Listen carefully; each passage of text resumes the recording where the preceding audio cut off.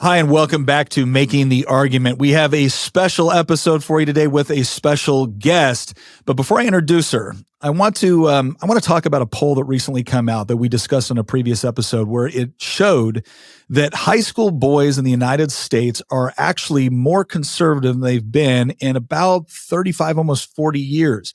What's just as interesting as that fact is that high school girls are more liberal than they've been in the last 35 to 40 years. And so obviously there's something of a disconnect because, as Christian, our political prognosticator, also points out, one of the most just compelling pieces of analysis that you can look at when you're predicting election outcomes in any race right now is to look at the number of college-educated single women that are voting in that election, because it turns out that is one of the most loyal voting demographics for not only Democrat candidates, but far left-wing progressive candidates. So in today's episode, we are very happy to have someone that we think can provide some special insight into this topic, as well as some 2024 election predictions, not to mention some insight into what really goes on to political campaigns. So with us today is Catalina Lauf. She was a former Republican candidate for Congress in Illinois. And she is going to talk with us today about some of her thoughts about some of the issues that we're seeing taking place in the country, and how we can do a better job as liberty-minded individuals, both attracting the sort of candidates that we want to represent us in Washington, D.C., not to mention our state houses and our local government, but also just what is the proper role of government. So with all of that said, Catalina, thank you very much for being on today. Thanks for having me on, Nick. Appreciate it. Catalina, give us a little bit, just give the audience a little bit about your background, folks, growing up, and whatever compelled you to run for Congress. I mean, you're a successful entrepreneur. You're intelligent. You have integrity. What would make you want to go to Congress? Yeah, great question. No, it all comes down to, we all have our own story. And it really comes down to what I saw happening in American politics was just this idea that these far left progressive women were taking over the progressive movement and the Democratic Party. And they were infiltrating the media. They had massive social media platforms. And by Democrat women, I mean members of the squad. And I just saw the rise of, again, this younger demographic, and how they were taking over the party. And so ultimately I decided to run for office to be a counter voice to a lot of these younger women. And it all starts from, again, my own personal story. I grew up in a very small town outside of Chicago, farmland, very working class to middle class. My mother immigrated here to the United States from Guatemala. She worked 3 jobs, learned English at night. My grandmother picked coffee beans at 8 years old. And really, it was their story of hard work and resilience and wanting to come to America for a better opportunity. My father was a small business owner from the States here outside of Chicago as well. And, together they really taught me the values of, again, hard work, liberty, and really, I was a product of the American dream. And I saw that American dream under attack as I grew up. I went to college. All of my professors were so liberal. And at that time, I was very passionate about Republican conservative values because I had been brought up again with these values. And it really comes down to your household. You're most influenced by your upbringing and your family at the beginning stages of life, especially when it comes to current events or things like ideology. And I would read from a young age, Ayn Rand and, Rousseau and some of these authors and philosophers that kind of really helps me form an idea of what ideology was and conservative principles, but also the value of a free enterprise system. That's ultimately what makes us different, is our economic system here in America, and that marriage between economics and liberty. What our country was founded upon is different from any other country in the world, and that is liberty and freedom, right? But that also translates into an economic system. So also growing up in a small business home, my father being an entrepreneur and learning that and having my own business later on in life, working in the private sector, that really also shapes my political values. And so ultimately, long story, long of saying, when I ultimately ran for office, prior to that, I was a political appointee. I was a presidential appointee under the Trump administration in a small business, agency. And there I was able to really see the marriage between government and small businesses, and how President Trump was really able to capture the audience of new people, but then those policies were actually translating into real life successes for the American people. Before that, I was a disenchanted Republican with the likes of the Romneys of the world. Trump comes in, he's a businessman, he disrupts the entire system, which I absolutely loved. We are a nation of disruptors, and it was about time that happened in politics with somebody like President Trump. Fast forward to being a part of his administration, what we were seeing was a legislative agenda like the Tax Cuts and Jobs Act, opportunity zones, the trade deals, how he was standing up to China. These were things that we had been seeing in the business sector as a need for deregulation, lower taxes. And finally, you had a president that was actually putting this into action. And what we saw, Nick, was obviously the economy was incredible. You had low unemployment rates. You had small businesses that were able to grow and prosper in a deregulated environment. Again, lower taxes of people of all races. And here you had somebody who delivered all of that.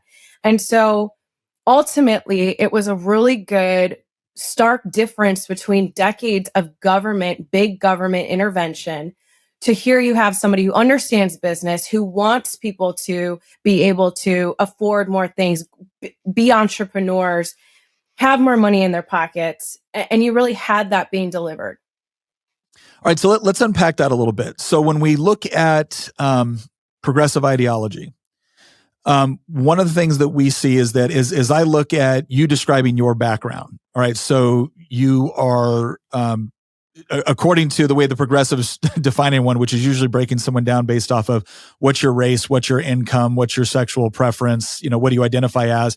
And then at that point, they'll tell you what victim group you belong in. Well, again, from a progressive perspective, and I would say specifically from kind of the woke side of the progressive spectrum, where we're talking about people that tend to break everything down based off of these group identities, very, very rooted in critical theory, you should be on their side, right? This doesn't make any sense. You're college educated, you're biracial, you're a woman, right? Like, you have no business supporting anything to the right of, Hillary Clinton, because you're supposed to fit firmly into their camp. I mean, don't you realize they're the ones that are actually taking care of you and protecting you and ensuring your rights and all these things. And the thing is that I know plenty of parents that have, maybe a similar worldview that your parents had, or similar experiences with respect to raising or raising a child, having a small business, believing in the American dream or the American experiment. They believed in everything you just described. But when their kids went off to college, and increasingly just when their kids go off to junior high now, yeah, they're not coming home believing the same things that they were taught in their home. Mm-hmm.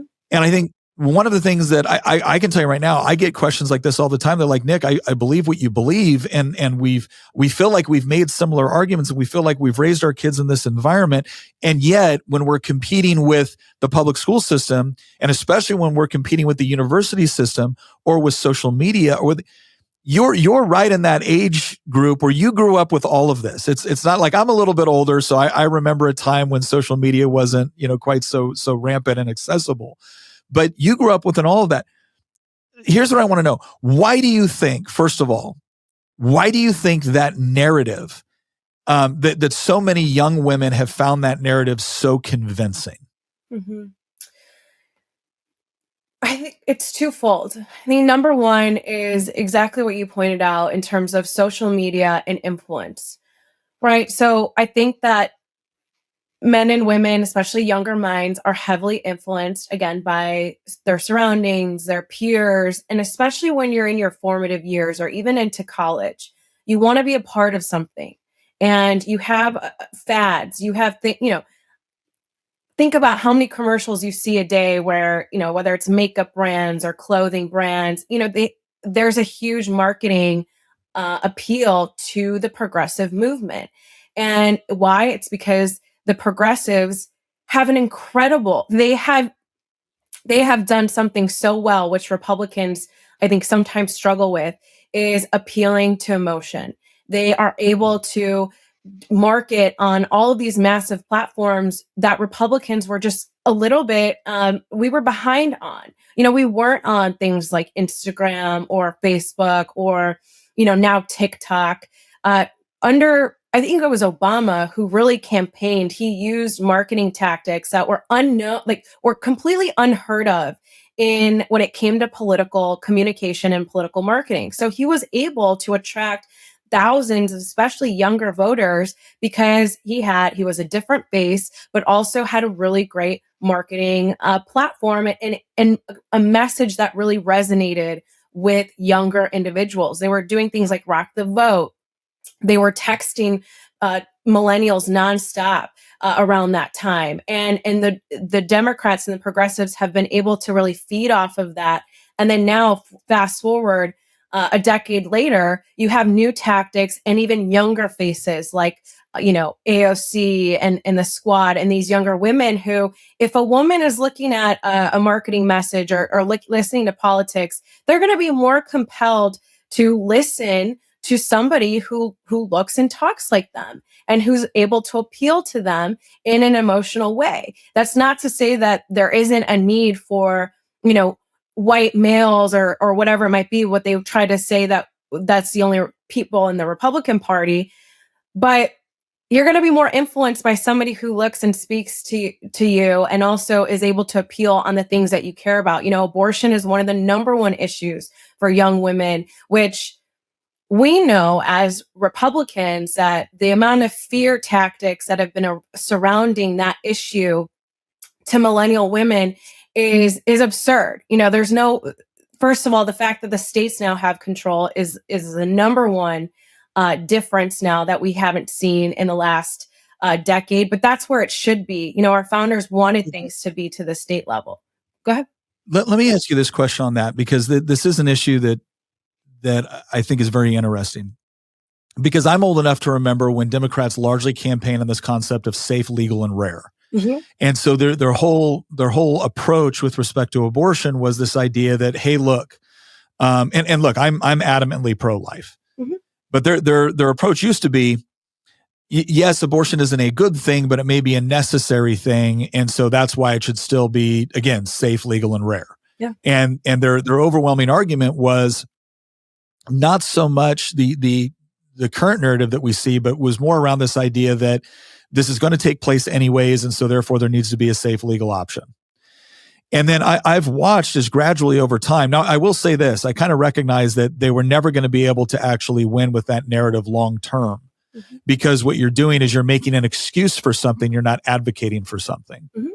And what we gradually saw over time was them transition from this idea of, well, yeah, this is an unfortunate thing that sometimes happens, to, no, this is a wonderful thing that is essentially, and maybe not wonderful, but this is for some of them, this is a manifestation of female empowerment. Mm-hmm. This is something that gives you as a woman special power, and anybody that attempts to restrict it in any way is essentially trying to rob you of your bodily autonomy or your freedom or your future or whatever else it might be. And I found that I found that messaging interesting, because at one point I can appreciate that it's effective. Mm-hmm. On another level, I look at it as being horrific, that this would be the thing that you would utilize as a symbol of female empowerment, mm-hmm. that the deliberate destruction of innocent human life.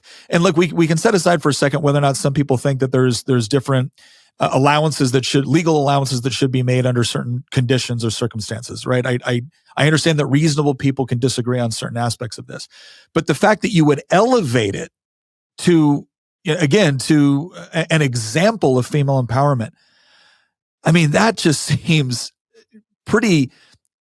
I look at that, and I don't just look at the implications for abortion. I look at the implications for how women see themselves, how women see the role as being a mother, and really the overall diminishment of human life. And that seems a pretty heavy price to pay. But I just got out of election cycle here in Virginia, and we lost both chambers. And the only thing Democrats ran on was abortion. They didn't run on the economy. They didn't run on keeping your streets safe. They didn't run on better schools. They ran on abortion, and it worked. Why do you think it was so effective? First of all, I think it also shows that the Democrats, they want female empowerment and they care so much about women, yet they think that we're a one issue surface level voter, that's all we care about. To women, especially, obviously we look at Gen Y and getting into more of the older millennial women, one of their top issues is the economy. And so when you have moms that can barely afford grocery bills or they're sick of what their kids are listening to when it comes to woke ideology in their classrooms or things like that, those issues are what what women do care about. And we're not just a single issue voter. I think we need to do a better job as Republicans. And I'm not sure the marketing landscape in a place like Virginia or how that is appealing to a female voter, but we need to do a better job of emotionally driving women when it comes to the economy and also being able to counteract the abortion topic. When you have a text message from the progressives that put in millions of dollars to a very small data-driven demographic, I'm gonna target a woman who's 18 to 35, and I'm just gonna say Republicans want to take over women's rights, vote for a Democrat, something so simple like that, but you're able to get them on their phone. And then on top of that, continue to hit them with the message over and over again that this is what Republicans stand for. This is why they want to take away your rights, even if it's not even factually accurate. Yeah. You're going to be more susceptible to voting for a Democrat. You might not even know who the Republican person is or what they're standing for. So we need to do a better job, I believe. And it takes a lot of money. It takes a lot of a marketing tactic to be able to hit this demographic of women and say, hey, we're not trying to take away your rights. This is the reality when it comes to an issue like abortion. It should be safe and rare. And I think the majority of women would agree with that. Here in Illinois, for example, it's a bad joke, but we say it's the abortion capital of the world because you're allowed to have an abortion up until 9 months of birth. If most women knew that fact, I think that they would be more susceptible to voting against something like that. But the reality is the facts just aren't out there. And then we vote on emotion. Every voter votes on emotion, frankly, when they're in the voting booth. So we need to do a better job, I think, of combating that. And it's a fear-based tactic that the Democrats use. And they're able to roll with it for a long time, unfortunately. Speaking of which, you know what makes everything better? Free bacon. That's right. Good Ranchers right now is offering free bacon with their subscription. Here's what that means. That means when you go to goodranchers.com and you put in promo code Nick and you sign up for one of the subscriptions so you can get the excellent meat products that they provide you. Not only will they give you the meat products you ordered, they're going to give you another meat product for free that you will use to wrap all of the other meat products, right? But if you just go willy-nilly over to the site and you decide, I'm going to look for this offer, you're not going to find it because you got to do promo code Nick. It's for my listeners. That's you. That's you. It's exclusive for you. Goodranchers.com, promo code Nick. Sign up for one of the subscriptions. And with each order that comes in on that subscription, you're going to get 1.5 pounds of free bacon. People, it just doesn't get better, right? Plus free shipping. So goodranchers.com, promo code Nick. Go get your free bacon. Go do it right now. But again, you don't use the promo code, no bacon for you. All right, let's get back to it. So let me ask you this. This is because I have found it interesting that in Virginia, we'll be debating a particular issue. And now we're not even talking about campaigning, right? We're not talking about theoreticals. I'm looking at the bill. Yeah. Here's the bill that they are currently advocating for. And I'll go on to Twitter and I'll go on to Instagram. And look, we've got 1 million followers on Instagram and we've got, over 100,000 on Twitter. So it's like we have a fairly large audience. And I'll go out there and I'll say, this is what they're advocating for. Yeah. And it's fascinating when I get told by progressives showing up in the comment section, that's a lie. That's not what they want. Nobody wants that. I'm like, what do you mean nobody wants it? You don't know what you're talking about. I'm talking about it from the floor of the Virginia House of Delegates, looking at the resolution. And it's this cognitive dissonance that is just incredible. Like in the face of obvious facts, they're able to just go right around it as if none of that matters. And this is another thing that I think, going back to kind of my initial lead up to this, again, you fit all the markers that Democrats suggest and that progressives specifically suggest should make you a progressive. Mm-hmm. So how is it that you could have gone to the schools, gone to the universities, experienced social media, experienced the trends that were taking place at the time that you were growing up during these formative years? Why didn't it convince you like it's convinced so many other young women? Why didn't it convince you? That's interesting. I get a ton of messages from women who will say, I was never involved in the political process. I'm Hispanic, I'm Black, and whatever it might be. I'm a millennial. And a lot of the time, sometimes they just say that I didn't even know it was possible. Which is crazy. We live in a free world. You are allowed to critically think. That's one of the beautiful things about our country, is that you have access to so much information and you're able to decide on your own opinions. And I think growing up, I never forgot where I came from. I never forgot the values and the stories of my family and everything that what it took for them to achieve what they have achieved. And it all centered around liberty and, again, free enterprise. And then obviously being in college, you're surrounded by a ton of liberal professors, but always in my mind was, I want to have a better understanding of what they're trying to push.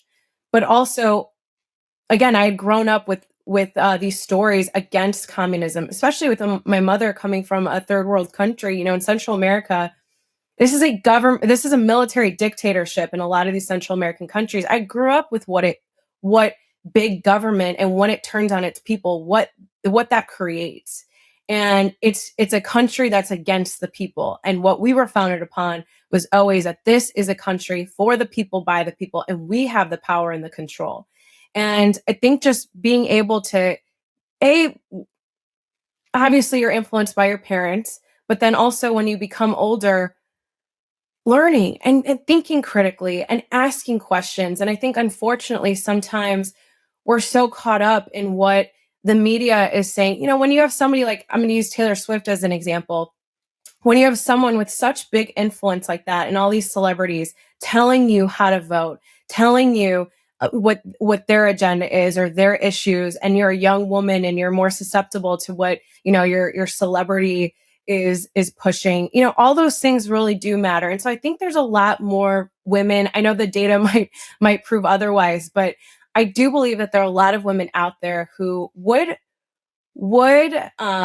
be more susceptible to voting Democrat if they had other people, younger individuals who they're listening to. Hey, that's a really good point compared to what I'm hearing on the mainstream media. But also, a lot of them, I think, aren't voting in general too.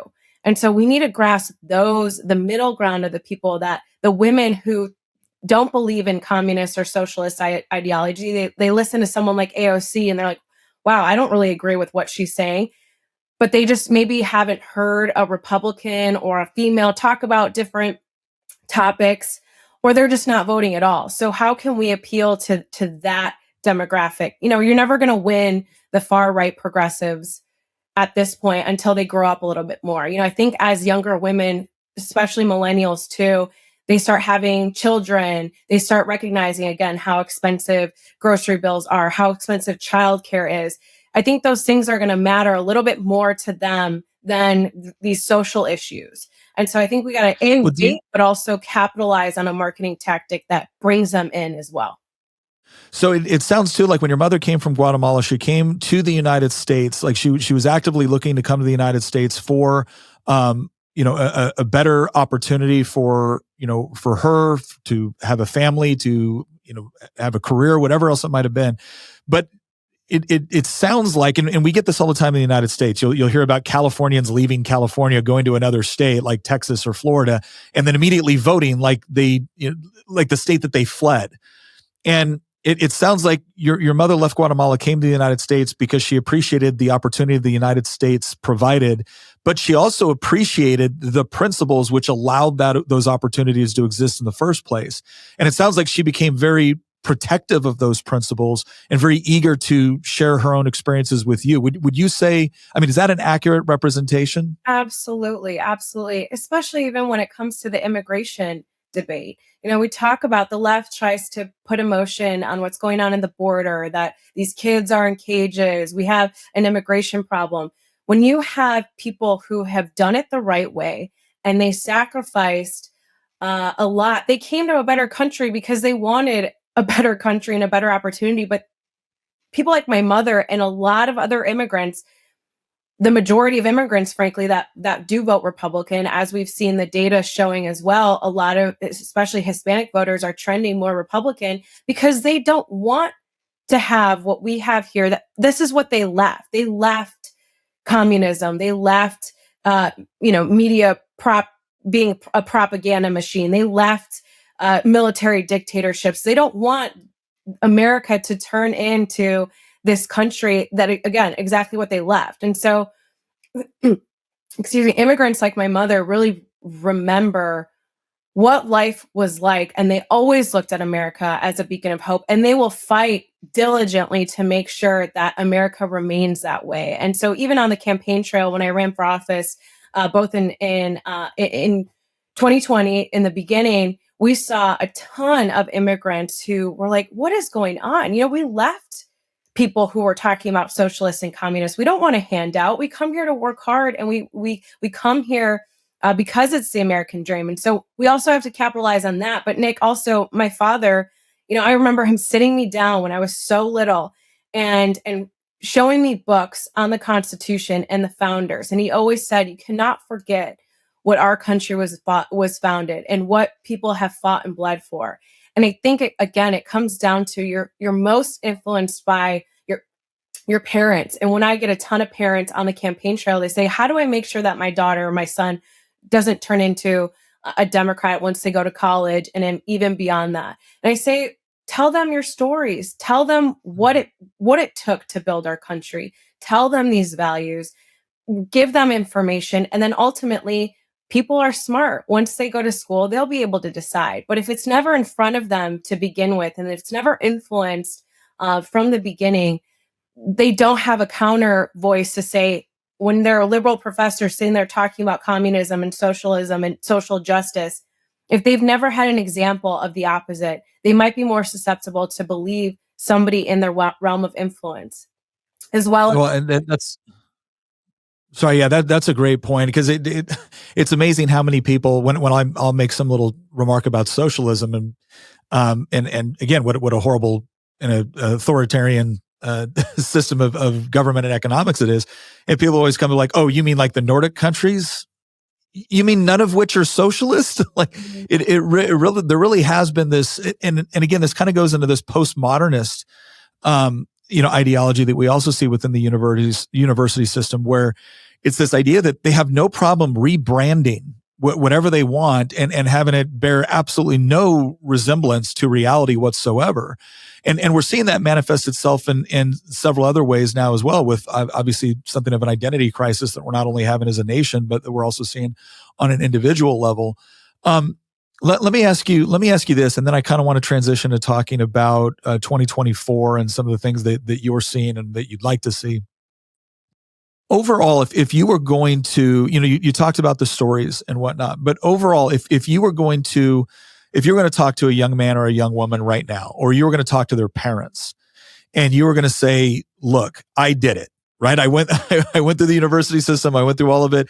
I meet all of the criteria to be a progressive voter, like an AOC style progressive voter. And yet I'm the exact opposite. I believe in individual liberty. I believe in free market economics. I believe in the idea of strong men and strong women coming together and raising family, having families and raising kids. I believe in all of that. And I fight for it. Right. And you've done so at personal cost.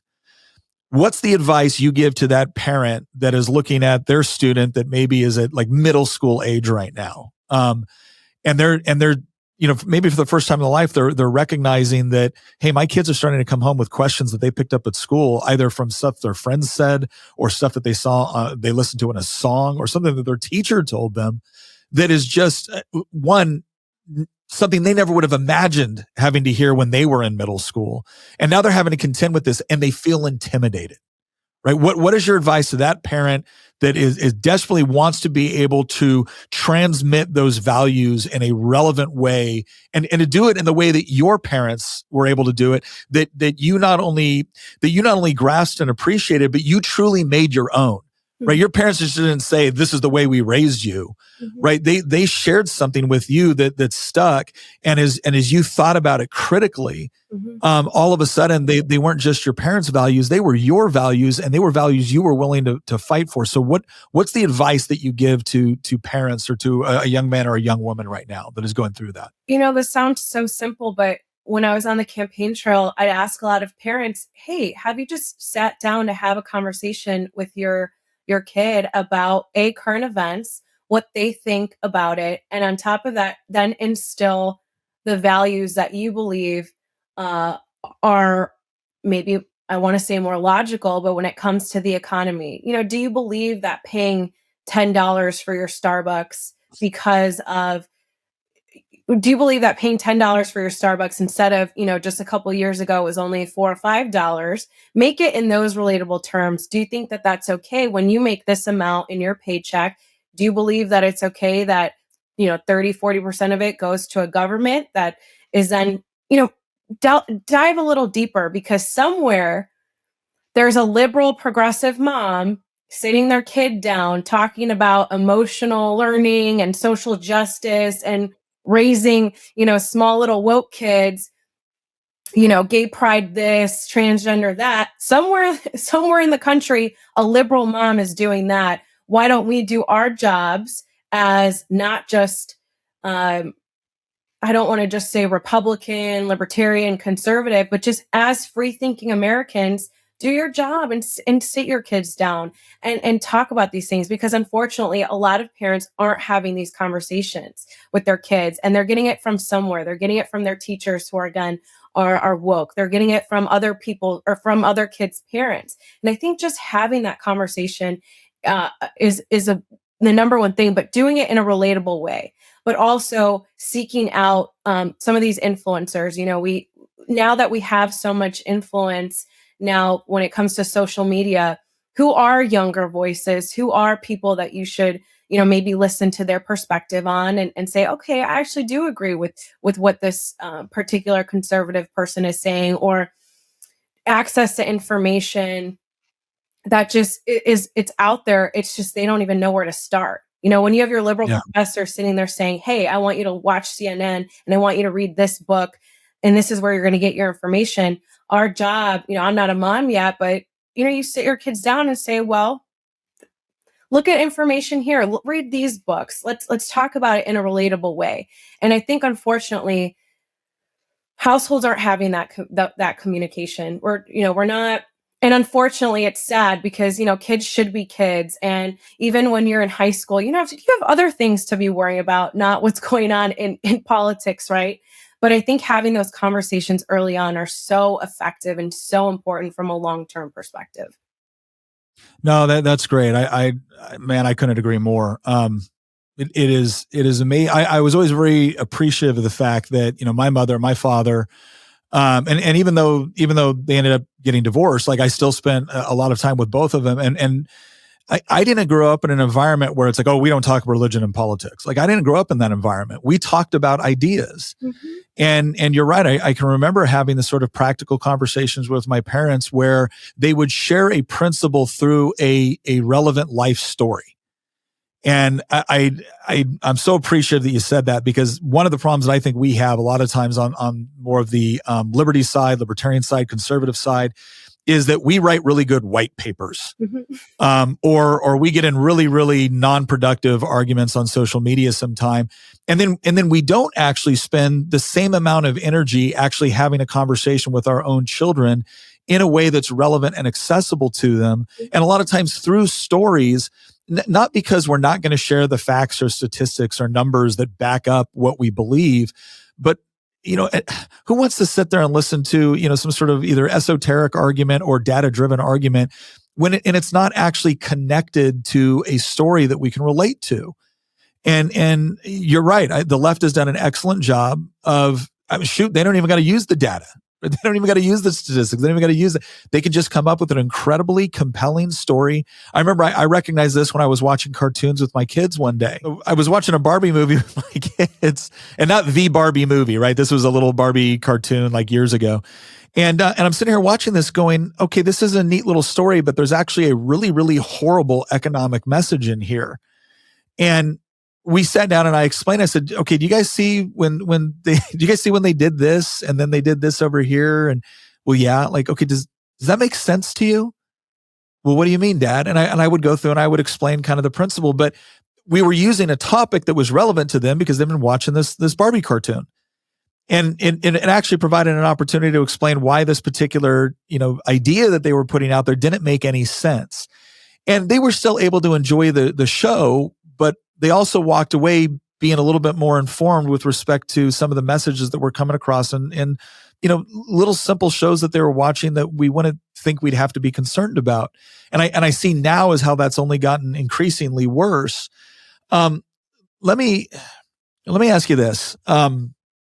As we go into 2024 and we look at the various, candidates that are lining up in the presidential race.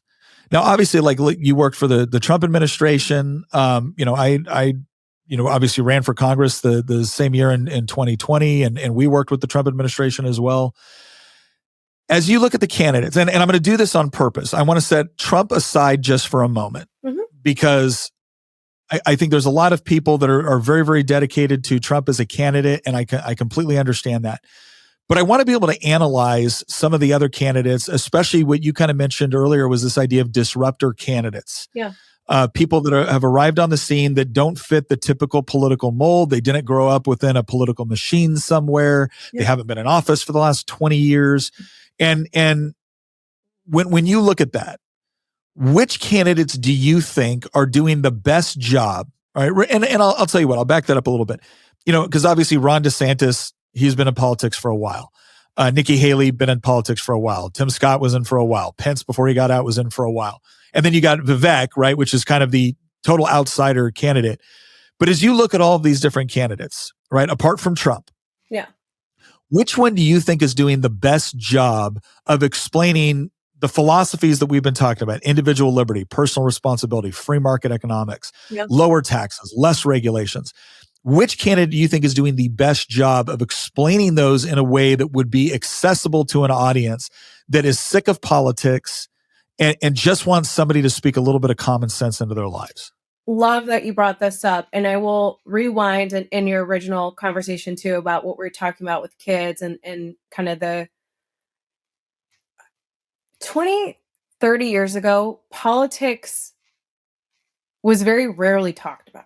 I talk with baby boomers and they're like, it wasn't in your face as much as it is now. And you think about, what your kids are watching, Barbie and all these shows, politics and some sort of agenda is everywhere now, which is why it's so important, again, to have that role and the parental role of being able to counteract a lot of these things. But now to your point about someone like Vivek or some of these other candidates, I think he's done the best job of saying, hey, look, number one, why is politics always in our face? Why aren't we talking about the issues with what brought him to the scene? I think was a book that he wrote a couple of years ago called Woke Inc. And it talked about his role in the private sector. Have you heard about it, or have you read it? Oh, I've heard about the book. I haven't read it yet, but I definitely know about the book. It is amazing. Why? Because it uncovered something that was brewing in corporate America for so long and in Silicon Valley, which was this wokeism. How are the socialists today using the same tactics that they did, decades ago, but now with a modern take to it? And what they do with all this wokeism ideology is what they're really after is our free enterprise system. They want bigger government. They're really attacking what we stand for from an economic perspective, but they're doing it now with the culture war. This is their 2.0 way of hammering on the communist Marxism movement. And again, you're seeing it in media, you're seeing it in sports, you're seeing it everywhere. And Vivek was really uncovering it and saying, why aren't we talking about the fact that these corporations are talking about wokeism when they should be talking about the bottom line. They should be keeping the economy moving. And on top of that, what always brought people together, I think, and what we see in America is commerce. When you go to an ice cream shop, you're not sitting there saying, hey, to the cashier, who did you vote for? Or to the owner of the ice cream shop, who did you vote for? Is this a Republican Democrat establishment? The divide is so apparent now because these Marxists use the cultural movement again to attack the economic system. And Vivek was the first one to kind of really uncover that. Trump did it in his own way, in his own disruptive. He was disrupting and uncovering the swamp. But now Vivek is somebody that's uncovering it in every other aspect of American culture. And I think because he's a business person, he's able to then appeal to a mass audience because he's saying people are fed up with this. The majority of Americans, they have run study after study, Nick, that say the majority of Americans, no matter what their ideology is, Republican or Democrat, do not agree with cultural wokeism. They don't believe in the transgender push in the schools. They don't believe in these minority quotas in businesses. They don't believe in social justice reform guised under, things like the Black Lives Matter movement. The majority of Americans don't agree with this. So somebody like Vivek is able to really capture the majority of people who are rational beings and saying, what is happening in this country when our kids are learning about transgender or have tampons in little boys' bathrooms at 8th grade?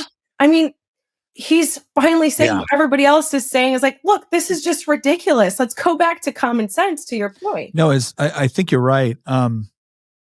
His messaging strategy has been, I think it reminds a lot more people of the way that Trump talked about things. Yeah. It was much more, it was kitchen table in the sense that he was talking about issues that affected people in their day-to-day lives. Again, it wasn't the large scale esoteric philosophical arguments about governance. But on top of that, he was also completely unafraid to call it like he saw it. And I even look at this now, and I've got a lot of respect for Ron DeSantis. And again, I haven't come out and endorsed any candidate in the 2024 election cycle or anything like that. I'm enjoying actually watching how they actually go in and advocate for what they believe and what they would actually do and what sort of commitments they're willing to make. I was actually fascinated by what happened in Argentina recently. Yeah. That's to me incredibly encouraging. But one of the things that you've repeatedly brought up throughout this conversation was the economic side of this. Mm-hmm. And you said something early on that I thought was really important, because when I hear the left or when I hear progressives talk about our country, it's always about our government. It's always about our democracy. And you said something that is, I believe, fundamental to properly understanding what a free society is supposed to be. Because if a free society is nothing more than we get to vote for these guys every 2, 4 to 6 years, that's not a free society. Not in any real practical term. The economic freedom, the economic component of this is critical. And I'll watch people dismiss it as like, well, that's just about money. No, it isn't, right? Your ability to own property and to dispense with that property the way that you would like to, and your ability to have ownership over your own labor and thoughts and ideas, and to be able to go out into the marketplace and engage in voluntary exchange and cooperation and competition with other people is so essential to what it means to be free. Mm-hmm. And I would argue the most essential thing to what it means to be free. Because if you were to tell me right now, Nick, you got one of two options. Like, I want an option where I get to vote and I got to be economically free. Mm-hmm. But if you told me right now, Nick, you get to choose between a society where you don't get to vote, but they will absolutely respect your economic freedom. Yeah. Versus a society where they don't respect my economic freedom, but I get to vote, yeah, I would choose the economically free society every day of the week and twice on Sunday. So why do you think that's so important? And when you look at the various candidates, who do you think does a better job of articulating that point that a free society is not just getting to vote? A free society is getting to live in accordance with your values, but also taking personal responsibility for it. So like, why Why is it that you automatically see that economic component as being so essential to a free society? And who do you think is doing a good job? And what would you like to see more of with the respective candidates in articulating that side of the argument? I think the biggest issue is government, again, has gotten too big, right? When you have both sides of the aisle constantly passing legislation that ultimately does inhibit economic growth. I'll give you an example. Under the Tax Cuts and Jobs Act, for some of these bigger companies, there's a lot more deregulation and obviously lower taxes. So here in the district, we had a manufacturing company that was suffering major labor shortages. So nobody wanted to work in the manufacturing space. They were bleeding for labor. And what did that ultimately hurt? The bottom line, because they didn't have enough workers producing the resources and the whatever this company was manufacturing. Under something like the Tax Cuts and Jobs Act, because of all the deregulation that happened in a lot of different sectors and a lot of taxes that were pulled back, companies like, say, manufacturing company A over here was able to reinvest that money, create a apprenticeship program with the local high school, get in those young kids, and then boom, they solved their labor shortage right there. That was happening constantly in different industries, different companies, and in different states all across America. And what I think sometimes that the voter, what we need to do, again, a better job of is saying, hey, look, your politicians are ultimately creating and pushing policy that has the ability to help or hurt you. And what we see is Democrats want bigger government, they want more taxes, they want more regulation, and that ultimately hurts the kitchen table. So we need to look at how it's a bigger ecosystem. When you have billions of dollars being sent abroad to fight in these proxy wars, and again, the person on Social Security can't afford their grocery bills because their government keeps spending their money, inflation is happening, the economy is in shambles. There is a huge ecosystem that people, I think, sometimes politicians, again, it all comes back to the messaging. And when you have somebody like Nikki Haley or DeSantis that's sitting there and talking in these, wanting to send money away, or they're not looking at the average American person, looking in the eye and say, I understand what you're going through because I am a fellow American and I get it. That's why Trump appealed to the forgotten man and woman, because he was able to have this broad appeal. So it really comes down to messaging. And to your point, we need better messengers on the conservative side, because once people realize what we stand for when it comes to the economy, when it comes against the cultural wars, we would always win. It's just a matter of saying it right and getting in front of the right people to do so and having the messengers to do it. And so I think a lot of we're having this awakening on our side, on the Republican side, of, hey, we need better messengers. We need disruptors. We need newcomers that are able, again, to have a broader appeal to the mainstream person. Whereas, again, the Democrats have done that right. They have what they're trying to sell, no one wants to buy. They're just pretty good at selling it sometimes. And so Yeah. we need to have those values and kind of resurrect the messaging on our side, give it a facelift. Sure. Well, I know you're doing, obviously, neither of our races turned out necessarily the way we might have predicted initially. But you've been really busy since you ran for office. Tell us a little bit about, because obviously you're still involved, you still care about these things and you're still fighting them. So what are the ways, I know one of the reasons why we've invested so much in social media and working that is because I came to the, conclusion fairly early on that politics is downstream from culture. Yeah. And if you're not actually fighting for the culture, whether it be the marketplace, whether it be the arts and entertainment, whether it be education, if you're not fighting in these areas, well, then you're going to lose a war of attrition over time. You have to be competing in all these areas, not just politics. So what are some of the other areas that you're active in now, that you're competing in now, that are maybe related to politics and still fighting for the things that you believe, but not necessarily immersed in them? Nick, I was so proud that a couple months ago, actually earlier this year, we flipped 4 very important school board seats in our county. And we were able, obviously, the outcome from the congressional race is not what we wanted, but we were able to build a platform and continue fundraising for our values And what I saw was the biggest issue that these smaller school boards and local candidates had. Their biggest issue was lack of funding. And so what the progressives do is they have, somebody who's in office at either the federal level or governor, and they'll start pumping in money to the local, at all local levels. I'm sure they do this in Virginia, the school board races. And that's really what's so important, is at the smaller level.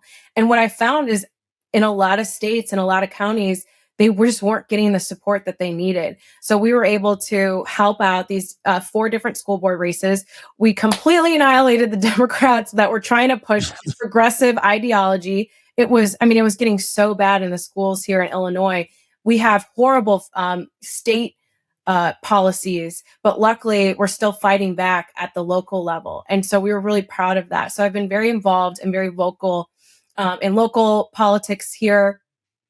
With my PAC, Defensive Freedom PAC, we help fundraise and help, obviously. And you know this because you ran. You know how much money it takes to win these things, to be able to get in front of the masses and be able to market your message correctly, and even have the manpower in the ground game too. So we've been really helping out at the smaller level, and also continuing to do things like this. Get out there from a media perspective and share our message.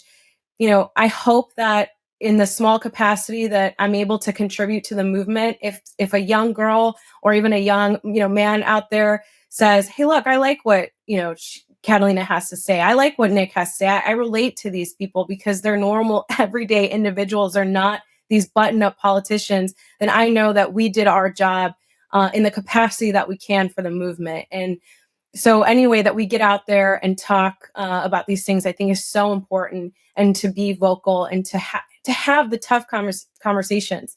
A teacher always told me, she said, if you don't believe in something, you'll fall for anything. And so sometimes, especially millennials, are so afraid to go out there and share what they believe because they don't want to be, crushed by the mob and crushed, especially when it's all around you. And have the conversation, speak out. And I think the way that we politicians that aren't really in the process necessarily running for office can still continue to have a voice is by having a voice and getting out there still. So I've been trying to do a lot of that. My sister and I have our own startup. We are in the kids' nutraceutical space. So we have a prebiotic and we're disrupting big pharma. And so that's another way that we try to still be involved in the political process. Is a lot of, obviously, big pharma is ruled by the political class, lobbyists, and all that. And so we started a company that is trying to really get involved in that, in the gut microbiome space, and solve the problem from within, not just putting a Band-Aid over it. So both on an economic and cultural level, still trying to be involved in finding my own way. No, that's great. Well, listen, I really appreciate you taking the time to talk with us. Where can people learn more about what you're doing, and where can people follow you on social media? Yeah, I'm at Catalina Lauf on all social media platforms. CatalinaForCongress.com, still active, and DefensiveFreedomPAC.com as well. All right. Oh, so Catalina Lauf for Congress, still active. All right. So it's still it's still there. It's still there. Well, listen, I once again, I want to thank you for taking the time to be able to, share with us your thoughts on kind of the issues of the day that all of us are considering right now. But also your willingness to get out there, put yourself out there and run for office. I know it's not difficult. No matter where you do it, it's not easy, but I imagine doing it in certain parts of Illinois can be even a little bit more intimidating for someone that believes the things that you do. So I really appreciate you being willing to put yourself out there and continuing to be involved. I see this all the time.